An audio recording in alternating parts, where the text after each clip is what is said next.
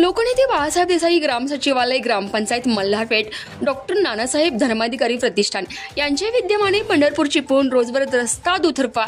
550 वृक्षांचे वृक्षारोपण करण्यात आले। यावेळी पाटण तालुक्याचे प्रांताधिकारी श्री टोनफे साहेब, गटविकास अधिकारी माननीय सरिता पवार मॅडम, तहसीलदार श्री अनंतराव गुरव, पोलीस निरीक्षक श्री चेतन मचले साहेब, श्री सुनीश पाहिंस्कर, पंचायत समिती सदस्य पाटण, किरण दशवंत, सरपंच ग्रामपंचायत मल्हारपेठ, पुरुषोत्तम चव्हाण, उपसरपंच सुनील पानसकर, संचालक आरबी पवार, माजी सरपंच सूर्यकांत पानसकर, विद्या जाधव, नितीन दशवंत, शुभांगी कदम, सुनीता साठे, शुभांगी पानसकर, ग्रामपंचायत सदस्य श्री पंकज हलकंदर, कृषी विस्तार अधिकारी श्री प्रमोद ठोके, ग्रामपंचायत अधिकारी व ग्रामस्थ यावेळी उपस्थित होते आणि हा कार्यक्रम संपन्न झाला।